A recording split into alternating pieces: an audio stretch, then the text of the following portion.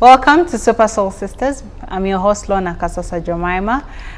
Today with me, we have our soul sister, Honorable Catherine Mavenjina, who is going to walk us through her journey. But before that, I want to encourage you all to please comment and share on all our different social media platforms, as well as thank Dotash Exclusive for hosting us. It has beautiful furniture, so please, you feel free to come pass by at Spear House and see this beautiful furniture to make your home not only elegant but also very, very unique. So let us dive in. You're most welcome, Honorable. Thank you very much, Lona. I'm very happy to be here. Yes. And I want to thank you for inviting me to come and be here. I want to thank all the listeners who are listening to us, and thank you for your work. I also want to thank Jacinta and our cameraman, Henry. Right. Thank you very much for the commendable job you are doing. Yes. Yes. Thank you. Our viewers are very eager to hear from you. Honorable, could you tell our viewers about yourself? I'm Akumu Catherine Mavenjina, Member of Parliament representing older persons, Northern Uganda. And my constituency comprises of West Nile Sub-Region, Asholi Sub-Region, Lango Sub-Region, and Karamoja Sub-Region. So I am in charge of 4 sub-regions which make the northern part of Uganda. And there are 46 districts which I represent in Parliament. I want to say how happy I am, and I thank God for this opportunity you have given me to come and be here and share with you. Honorable, who our viewers want to know? We want to start from the beginning. Yeah. Yes, so who were you born to? My late father was called Martino Uruodi, and my mother was called Sabina Otiti, and we come from Paida. Paida is in Zombo district, which was originally in the Nebi district. But now, because Nebi has Zombo district, Pakwachi district, and Nebi district, we call it the Greater Nebi. So I come from the Greater Nebi. The clan where we come from in Paida is called Jupandika clan. And our great-great-great-grandfather was called Nyondo. So sometimes they call us Jupanyondo. Jupandika within Jupanyondo clan. So that is where I come from. It is just within Paida town council there. That is where my parents' home were living. And actually we live very close to our church. The church is called Otorgang Catholic Church, very near to our house. Even when I am sleeping, I can hear the church bell. And so that is where I come from. And I was born in a family of 8 children. Yes. I am number 4 after the first 3. And so I am number 4, and there are some 4 others after me. You. So altogether we were 8. But now some have also gone. My elder sister has gone. The one who followed her has gone. The third one has also gone. And the 4th one has also gone. So now we are 4 left. And so that is how it is. And so maybe I could go further and tell you all about our family. Yes. When I was like about 4 years old, of course, my father and mother had produced the other 3 children before me. But because one had died, there were only 3 left. So when the 3 were left, my father and mother crossed to Congo. Because, you know, for us, we are in Zombo or Nebi. We are very close to the Congo border. And so also our relatives are more in Congo than in Uganda. And even there is a lot of intermarriages. And so my mother comes from Congo. My paternal grandmother also comes from Congo. And even my maternal grandparents are from Congo. So my mother when she was married, she was of course from Congo. And so, but when my father was growing up, he grew up more with the maternal uncles. And so when he now married my mother, so they crossed over to Mahagi, which is the nearest town from our home in Paida. And so from there, he was a carpenter. He was doing carpentry work. in order to make a living and raise us up. And so in the process, I was born, and my follower was born, and the second follower was born. Yes. So Born we were in Congo. three. Yeah, we were three who were born in Congo. But because he was very, very caring and wanted us to study, he had to come back to Uganda in order for us to access schools, because we could not study in Congo.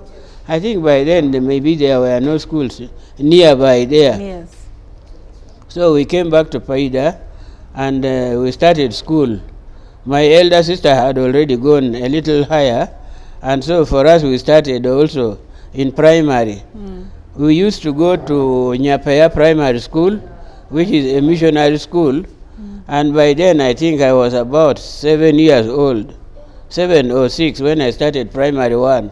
You know, during our time there were no nurseries, and because you had to go very, very far away, 7 miles away was a very long journey. Yes. You would walk very early in the morning, no lunch, just playing during lunch hour, and so you study, and about 4 or 5 we would be released to come back home. And that was every day from Monday to Friday.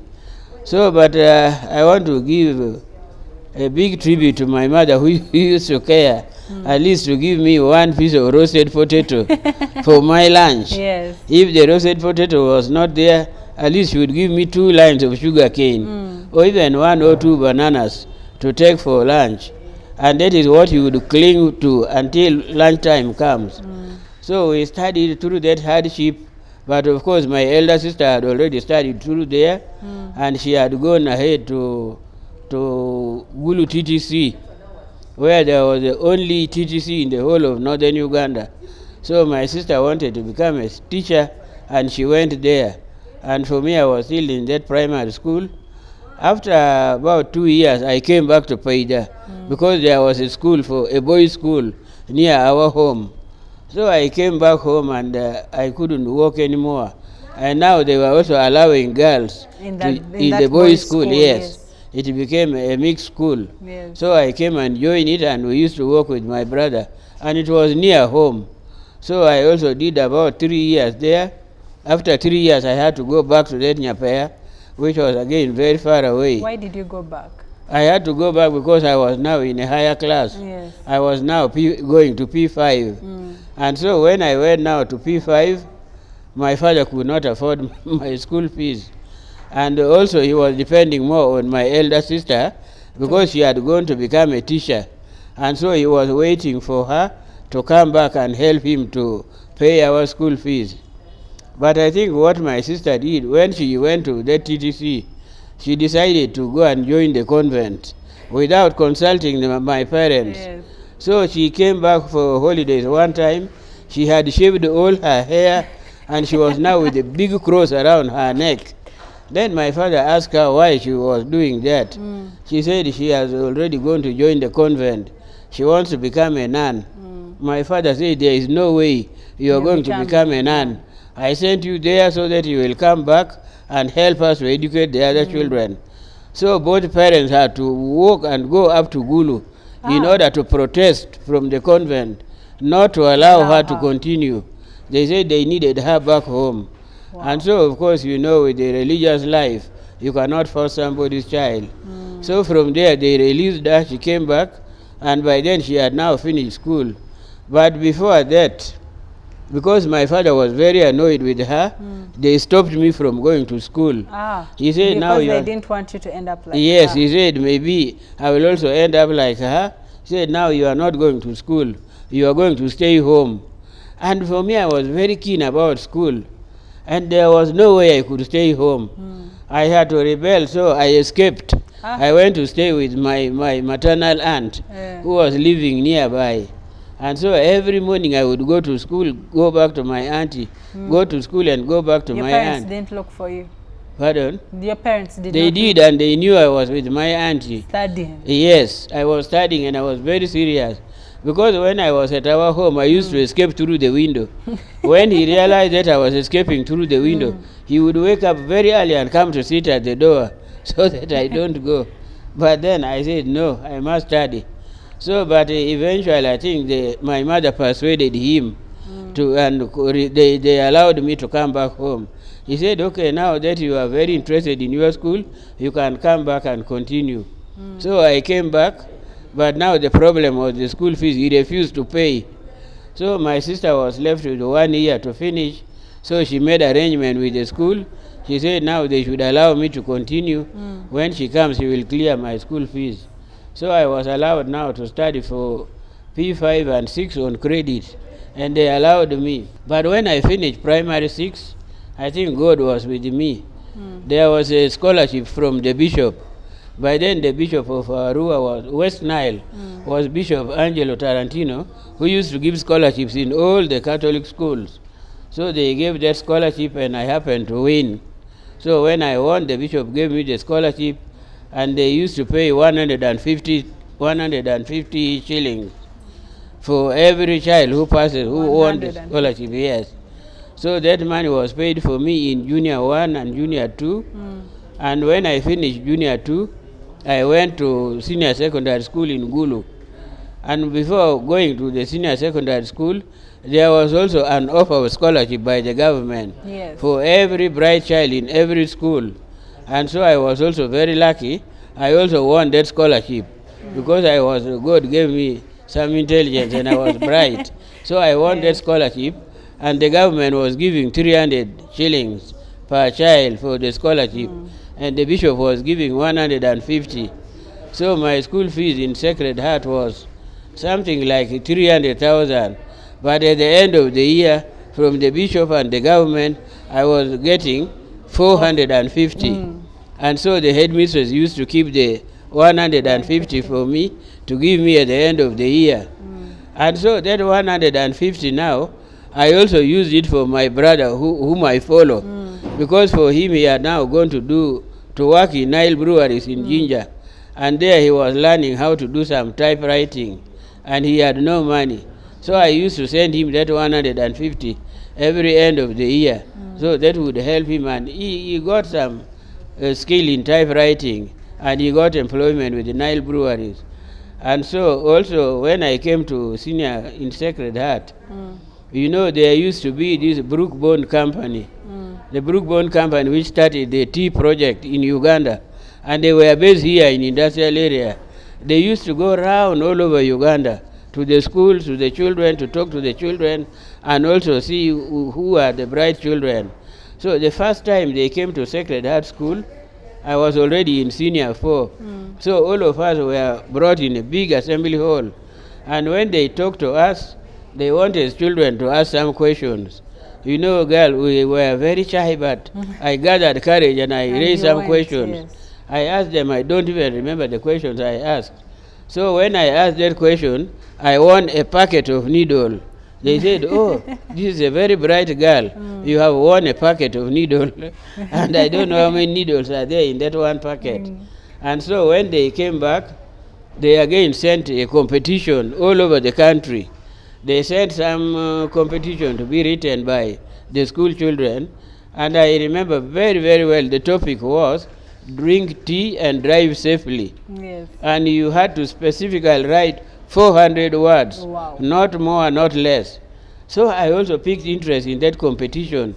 I would write and write and write, and I would write more words, and I would start, you know, crossing some, until when I came to 400 exactly. So when it came to 400, we sent back. And you know, it was from all over Uganda. So they came back, they marked, they checked, they rechecked and rechecked. Again, I won that competition. In the whole of Uganda, we were 2. There was one boy from St. Leo's College. He was called Joseph Kanyike, and I was from the Sacred Heart in Gulu. And you know, when I was in the school, they were not calling me Catherine. No. They would call me Katarina. Katarina Akumu. Yes. So the 2 of us won the competition. And that competition, after winning, that was our first trip abroad. They were sending us abroad to live with the Brookbone family in London, and also with friends. So that is how I ended up going to abroad for the first time in 1967 when I was in senior 4. And that brought also a lot of glory to my school, because as I want to go abroad, they gave a very big music system for the school. So that was, and by that time, the late Erinai Oriema, who was the Inspector General of Police, was called to be the chief guest to see us off when we were going abroad. And my headmistress, together with the deputy and my parents, were invited to come and see me off. It was a very big function. So all those were eye-openers. So when I came back, where I finished Senior 4 in Secretariat Gulu, from there, I decided to come and do nursing training in Mulago. I did nursing training for 1 year, but when they took us to the operation theater, when I saw a dead body which was operated, the whole body organ was put on the table, the whole brain was on the table. I was so scared. I got scared. When we went for holidays, I refused to come back. I said, no, I cannot go back, and I cannot stand that sight. So I refused to come back to continue with the nursing. I just started working as a court clerk in Paida Court. How did you get that job as a court? I had to apply. The judiciary here used to send adverts so that if you are successful, you would be taken on government scale. And I applied and I was taken. So I was working as a court clerk with a gentleman called Amula Johnson, who was a magistrate grade 2. Then there was George Boy, who was also a magistrate grade 2. Those were my bosses, and I used to work for them. Eventually, I also started taking interest in what they were doing as magistrates. I said, but now, if these big men can handle these court cases, why can't I also do the same? So they inspired me. I now apply to the judiciary to come and do diploma in the Law Development Center. By that time, I was already married with 2 children. So I was admitted at the Law Development Center. My late husband was ADC in Masaka. So I used to study there, and for him, he would be in Masaka. I did diploma course for 2 years. Then they deployed me in the same court where I started as a court clerk to be a magistrate. I did the magisterial work for 2 years there as I was being supervised. And so when I passed the internship, they promoted me to now a full magistrate grade 2. And so I was posted to work in Arua. I worked in Masindi. Then I came and worked in Kampala City Council Court. Then I worked in the Juvenile Court in Mengo. Then I worked in Mengo Court. Then back to City Council Court. So when I was in City Council Court, the opportunity for making the Constitution of Uganda came. And so I said, no, I'm going to give it a try. But that one, you don't just apply, but you have to go back to the people to be elected. So I said, let me give it a try. I went back to my people, I introduced myself, I gave them my interest, why I want to come and make the law, because already I was working with the judiciary. So the people accepted me very, very easily, and they elected me to come and be one of the Constituent Assembly delegates. That was 1994 and 1995. We made the Constitution of Uganda. When we finished, I applied to go back to work in the City Council, and the judiciary allowed me. So I went back to work in City Council. Then the opportunity came for a woman member of parliament in 1996. I said, I'm going to give it a try. I went to the chief magistrate. It was the late Opeo Aweri who was my chief magistrate. So when I went to ask him for permission, he said, oh yes, you are free, we can release you to go and contest. So I went, I contested, I put in my resignation letter, I went and contested, and I went through. So when I came to Parliament in 1996, good enough, luck was with me. His Excellency the President also appointed me Minister of State for Public Service. So I was a Minister of State for Public Service and also a Member of Parliament representing Nebi District, which was by then the Greater Nebi of Pakwach, Zombo, and the Nebi. So I represented Nebi for the 5 years and a Minister of State. Now when it was time to come back again for the second term, the voters said, no, enough is enough. And you know with the politics, once the voters say enough is enough, you have to obey them. So I said, fine, who am I to disobey? These are my bosses. So I left it. The president again was very good, and he appointed me resident district commissioner Moyo. So I went and worked in Moyo for 4 years. The 5th year I started eyeing the constituency again. And you know, by that time, people were also learning more about me. So when I came back to contest, to come back to the 8th Parliament, they readily accepted and they sent me to the 8th Parliament. I was a member of the 8th Parliament. And so after the 8th Parliament, of course, again they said enough is enough. So I said fine. So I gave it up. So I was a member of the 6th and 8th Parliament. So I couldn't make it to the 9th and to the 10th. But now this 11th Parliament, where I'm representing the older persons, this one really was like a manna from heaven because I had forgotten all about it. Yeah. I knew that I had done my part, and so, but you know, again, this was some deliberate intervention by the president to allow the older persons to come on board, because when we were making the constitution of Uganda, we had created slots for the women to be in parliament, the youth to be in parliament, people with disabilities, the army, and the older persons, and the regular members of parliament. But somehow, you know, the older persons, I think, were left behind for all this period. But also, it looks like there were some group of people who kept on, you know, reminding His Excellency the President.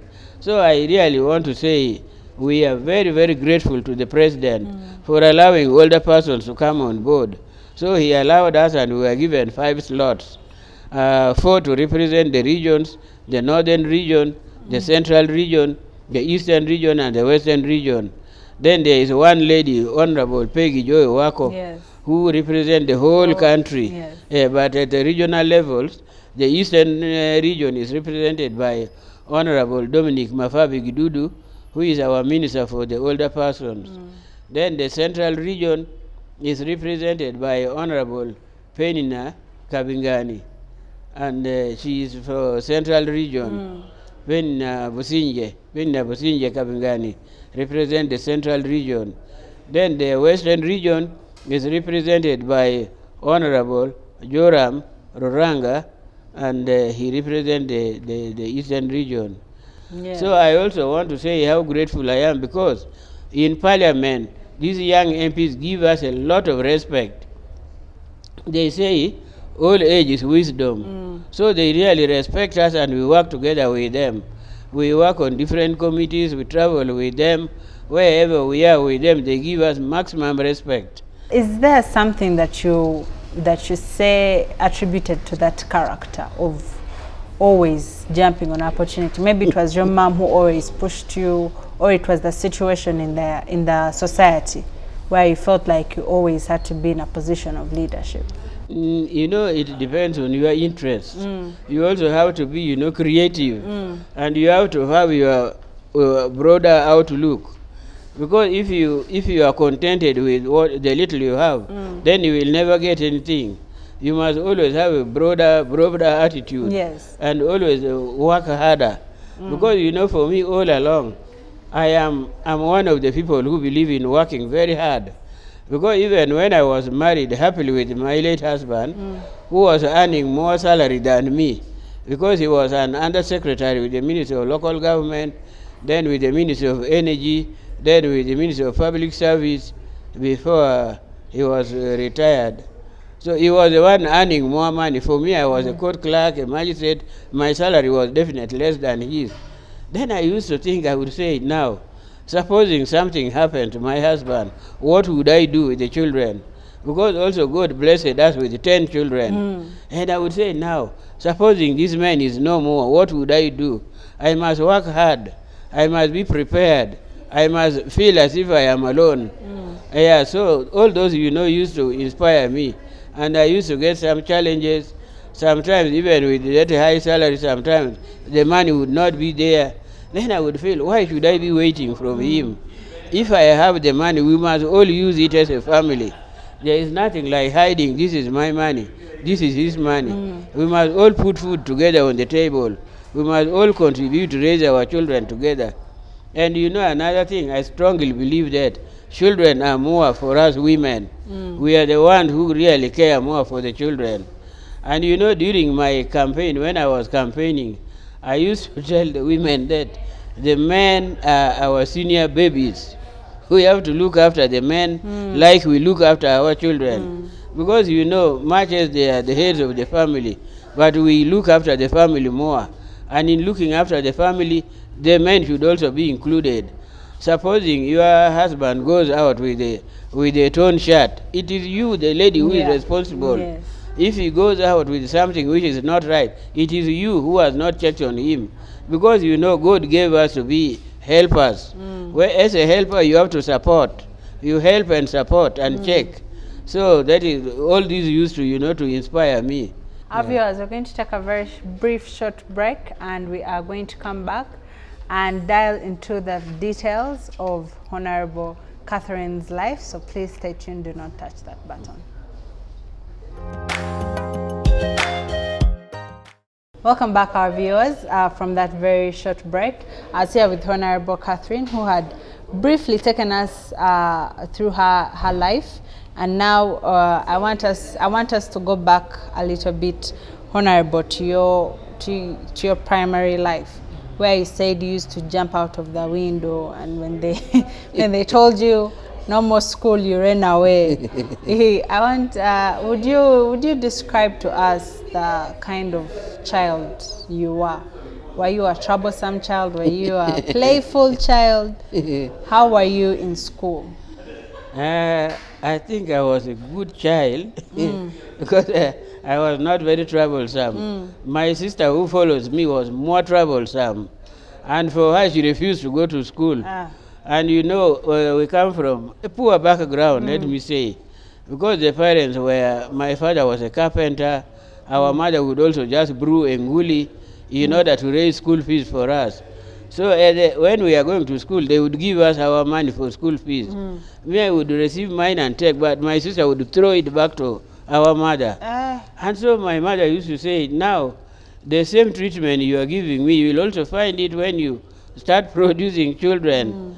And so I think I was quite kind of obedient to my parents. Even with jumping and running Yeah, away. although of course some stubbornness like a child is always there. Yeah, so even during the school time I was very, very good, and I was one of the school prefects.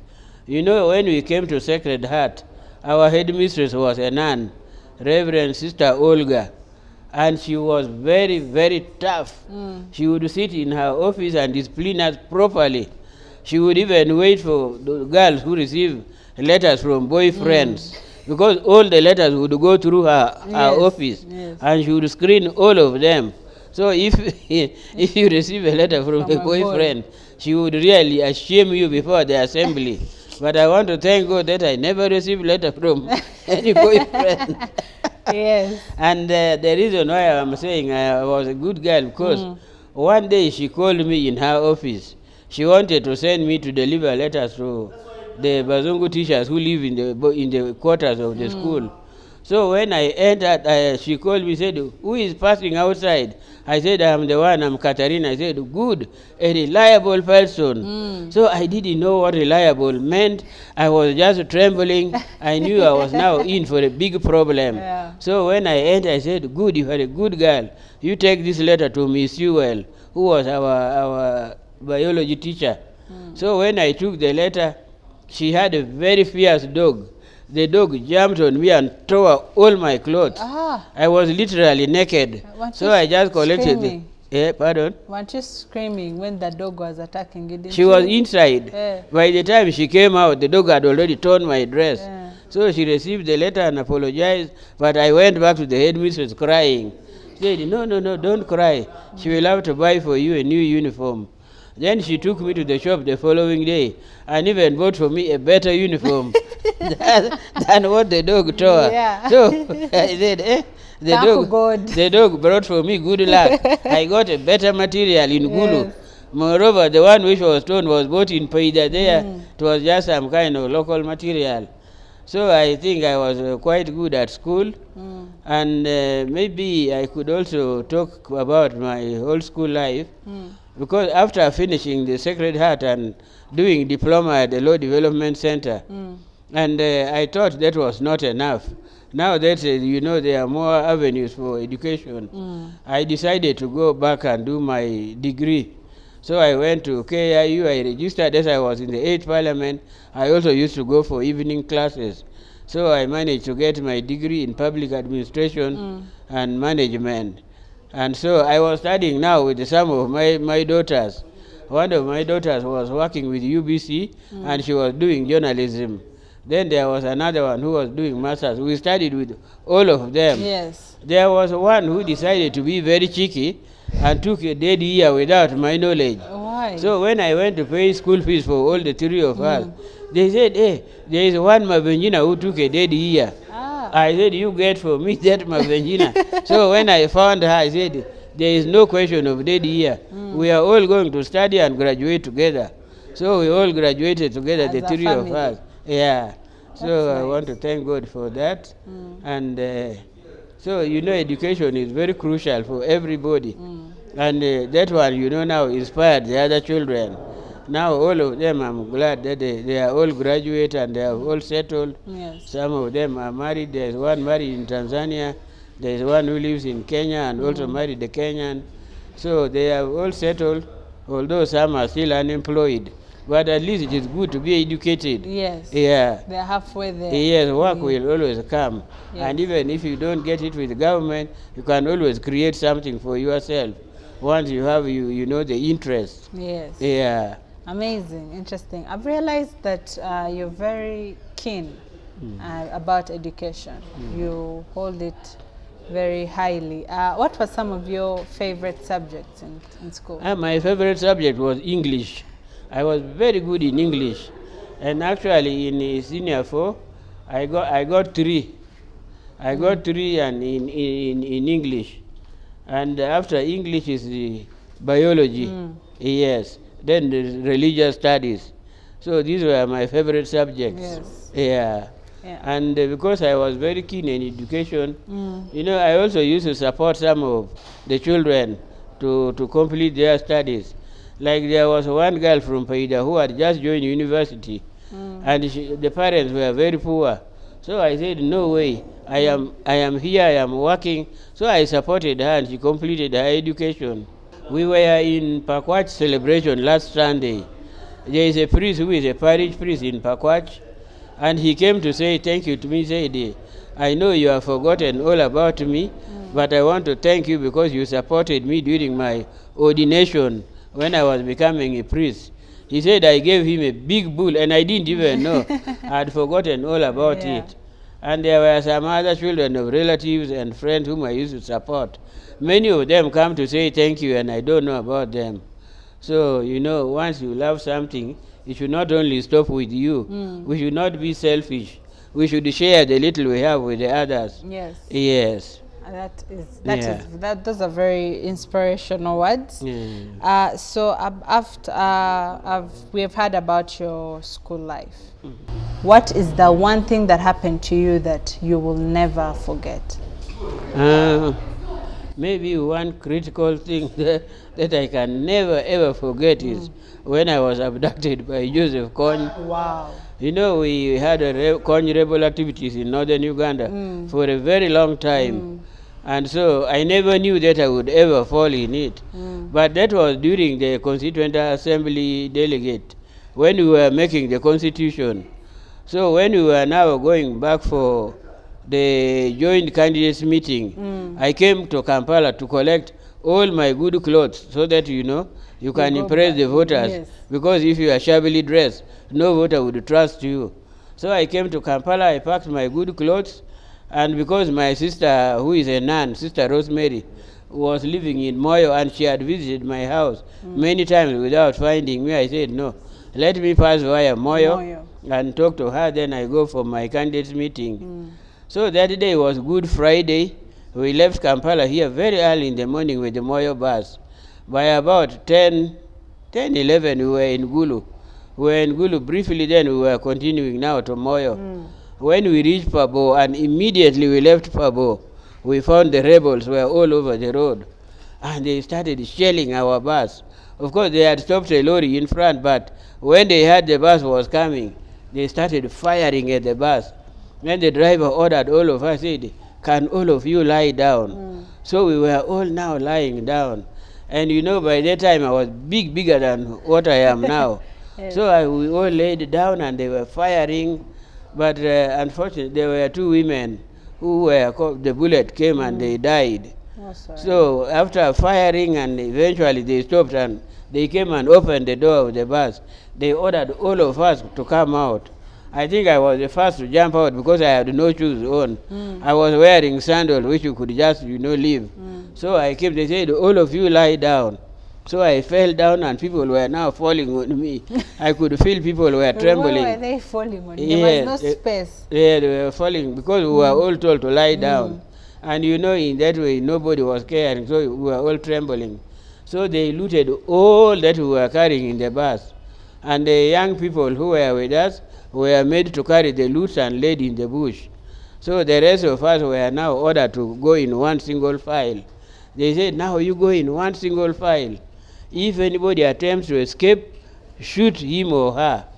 And so we were now going, and fortunately some of those rebels, I think, were abducted from the orphanages in Gulu. And when President Museveni took over the government, Mama Janet came with a OESO program specifically for the orphans, because she was very compassionate, knowing that some children were left now without parents. So for her, she started the program of looking after the orphans. And I was with her in that OESO program. She had assigned me in charge of relief distribution all over the country, but specifically to concentrate in the north where the war was much. So I used to go to these orphanages to deliver food, to deliver money, to deliver sugar, whatever, the Bibles, whatever donation she was getting, including clothes, she would send me to deliver.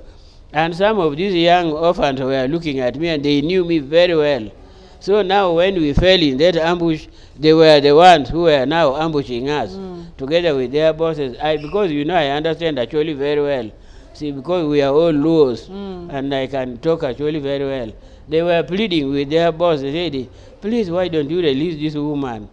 The man asked them, why do you want her to be released? They said, she is good. We want her to be released because she is good. So this man came to me, said, where are you going? I said, I was going to Moyo. He said, do you know that Joseph Kony is there? I said, yes, I know. He said, okay, we are taking you to him, but we shall not kill you. I said, okay, thank you very much. And we were all moving barefooted. And these children were the ones guarding us on either side. So for me, I was kind of happy because I knew at least some of them knew me. Yes. So we were ordered, we walked and walked and walked. I think we walked like 7-8 miles inside the bush. So we found where he was, and we were ordered to sit down in somebody's compound. So Joseph Kony was called to come and address us. He came and he addressed us. He started by abusing President Museveni and his government. So for us now, there was nothing we could do. He said, now, quiet. If I write a letter, can you take it to him? We said, yes. He pretended that he was writing a letter, but from nowhere he said, okay, now I've released you, you can go back. Now going back, we could not find our ways, because we didn't know where we were. And it was me and a certain old man. We were left behind because I had blisters in my thighs, in my feet, and I couldn't walk. And that man was very, very old. So we tied leaves in our feet like shoes. And we were walking slowly, slowly, slowly. But when we walked like 4 miles, we could see thick smoke going high up, because they had bombed the bus. And so the smoke was going high. It was that smoke that led us to the roadside. So we came to the roadside, and immediately we came to the roadside, the vehicle started moving. And I think one other reason why they released us was because the UPDF were also very nearby. So I think they were conscious that they were being followed. So immediately they released us. We came back to the roadside. The first vehicle that came, they put me and that old man and some mothers with the babies. So when we reached Germany, I was taken to the convent where some nuns were. And they were so scared. At first they didn't want to receive me. But somebody said, no, this is my Mama Mavenjina. She's the one, she's your visitor. And because all of them knew me, they received me. So the following day, very early in the morning, I said, please, you take me to General Moses Ali. because he was in a Germany for them. The men had finished their campaign. It was now for the women. So they took me to General Moses Ali. He could not recognize me. He said, Mavenjina, what happened to you? I said, we were ambushed by Kony rebels. Now I cannot reach Navy, I don't have any money. Oh, he said, oh, I have finished all the money for the campaign, but because I am at home, I have the little here, you take this little to help you. So he's the one who gave me the little money. And when we were now going to cross to Moyo, we found the ferry had broken down. People were now crossing in the canoe. I said, now I've escaped from the bullet, I'm now going to die in the water. But when I saw other people coming and going, I said, let me also venture. So they crossed us in the canoe. I reached my sister in Moyo. I spent 2 days, they were pulling water from my feet with a syringe. Wow. Because the feet was so swollen. Then my husband, by then, was the RDC of Navy. So he came and picked me and we went back to Navy. And of course, my supporters were very happy. They said, no, that is a clear indication that you are going to win the campaign. God released you for a purpose. So it is true, when we were now finishing the campaign, we were 5. So, and you know, you pick the number, then you sit according to your number. So on the last day of the campaign, I took number 3. So there were 2 ladies, this side, 2 this side, and I was in the middle. So my supporters were saying, she's in the middle and she's the winner. And it is true, I won. Yes. Yeah, so that was really good. And so we must say, in life, you have to have leaders who are inspirational. If Mrs. Museveni was not inspirational and didn't start that program of Weso, I don't think I would survive. So what she did was very good. She is a caring mother with a big heart for the children and everybody. So that was what helped me, and I thank Mama Museveni very much, and also the president, because they were the ones who really made me what I am. They contributed a lot to make me who I am. The president was there when my husband died. He never left us. He gave me that opportunity of serving in the government as a minister, as an RDC, as I was getting other opportunities. So I want to thank them very, very much. Very interesting. You keep mentioning your husband. At what age did you meet your husband? At what age I met, I wouldn't know the age, but I had finished even in Mulago here. After senior 4, when I came to Mulago, and I couldn't now continue, that's when I met him. Yes. Yeah. And of course, our homes are not very far from one another. Yes. Where my home in Paida is, his home is like 2 miles away. So we even knew each other before getting to marry one another. And of course, he was an Anglican and me, I'm a Catholic. So when we first started, my parents didn't want us to marry. Because, you know, those long time ago, they wouldn't want a Catholic to marry an Anglican. Yes. Then he said, but I am marrying you as a person. I'm not marrying religion. I said, yes, even me, I'm not marrying religion. So we stuck to one another, and we got married. Eventually, we registered with the office of the RDC in Masaka. We had a civil marriage. So that is how we got to marry. But eventually, they also settled down. When they saw that we were determined to stay together, and the children, of course, were now coming, so they realized that we were determined to live together happily. Yeah. Interesting. Yeah. That is interesting. Our viewers are going to take a very brief break, and we'll be hearing from Honorable some of her last remarks. Please do not touch that button. Thank you for staying tuned. Welcome back to Super Soul Sisters, as with Honorable Catherine Mavenjina, who had just told us about her journey and her experience when she was abducted by the Kony rebels. But now that she is an MP who represents the elderly people in Parliament, our viewers would like to know more about that. First of all, when we were campaigning to represent the older persons, our elections were a college. Because these 46 districts, there would have been no way I would have traveled and covered a district by every corner of the district. And so we had a college in every district, and it was very easy. The members would come together, we would meet them, and they would elect us. So that is how we were elected. And I want to thank those voters very, very much for the trust and confidence they put in me, because my campaign was very, very easy. Of course, I contested with 4 men. But when I went to Karamoja and Asholi and West Nile and Lango, they said, how can a mother contest with men and a mother loses? For us, we want a mother. So I really want to thank them. They said a mother is a mother is the one who looks after the children. And they gave me all their votes. So I want to thank them very much. And I want to appeal to them to give me Kisanja. Yes. I need Kisanja because I feel I have not served them effectively.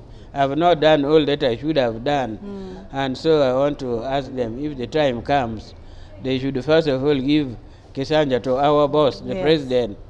And after our president, yes, then they should come to us, the MPs, and also vote for those who can work with him. But Uganda now is Uganda now has given freedom to different political parties. So people are free to elect people of their choices. But my party is NRM. Thank you. Any words of advice you'd have for our viewers who are watching this? Yeah, the word of advice I would say, first of all, I want to encourage everybody from young and old that in life there is always ups and downs. And these ups and downs, you can only solve them by trusting in God. Without God, we are nothing. Without God, there is nothing we can do. As the motto of Uganda is, for God and my country. We should always put God first. If you put God in everything you are handling, things will work out very, very well. And so I would like to appeal to all the people of Uganda to observe our mottos and to trust God and always cling to Him. Because personally, sometimes I find life very hard. Then I talk to Jesus. I sit and talk to Him. And when you are talking to Jesus, really you feel His presence. I feel He is near me and I'm conversing with Him. And when I ask Him for something, no matter how long it takes, but I will always achieve. So we must always have trust in God. We must believe in God, and He will walk with us through all the different challenges. There is nothing that is too big for Him. And even in our families, we must teach our children how to be God-fearing children. We must pray together as families, because the family that prays together always remains strong. So I would like to appeal to everybody, whether you are a Catholic or Anglican or Muslim, we must always pray together, because prayers move mountains, and prayer really changes all our lives. So I want to thank all of you. I want to thank my voters in particular, and I want to thank our government for this freedom which has been given to us, the freedom of association, freedom of the press, freedom of religion, where we can practice all our religion. But also I would like to appeal to all our people to take government programs very, very seriously, because there are many government programs. There is a parish development model, there is a Myoga, there is a Operation Wealth Creation. There are so many programs government is creating for people. So whatever comes, people should not just take it for granted. And they should not say this is politics. They should take full advantage of the program by government and utilize it. And also the old people should not think that now they are too old. There are many things they can do from wherever they are.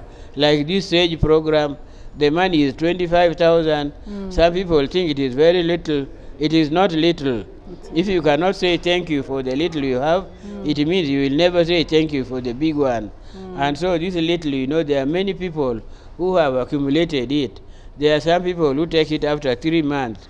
So in that way, it helps you to plan something. For the older persons, we don't want them to take enterprises that will take a lot of their energy. They can do something from within their local areas there. They can grow vegetable, backyard vegetable growing. They can rear chicken, they can rear goats, they can rear so many, even fish farming. There is a lot that they can do locally there with their families. So I would like to appeal to everybody to not wait for something, but they should work. Try to work hard until when you go to your Creator, because God also helps those who help themselves. So I think, yeah. Thank you very much, Honorable Catherine, for sharing your story with us. I am sure that very many people have picked something from that. And of course, for your bravery through the whole Connie scenario and incidents. That was very heroic. Thank you very much, our viewers, for watching and staying tuned. I am your host, Lorna Kasasa Jemima, and I want to thank for those of you who have left your comments on our different social media platforms. I also want to thank Dotash Exclusive for hosting us. Please come stop by at Dotash Exclusive here at Spear House and have a look at their beautiful furniture, very comfortable furniture, and also very affordable to make your home elegant, sophisticated, and very unique. Until next time, have a blessed evening.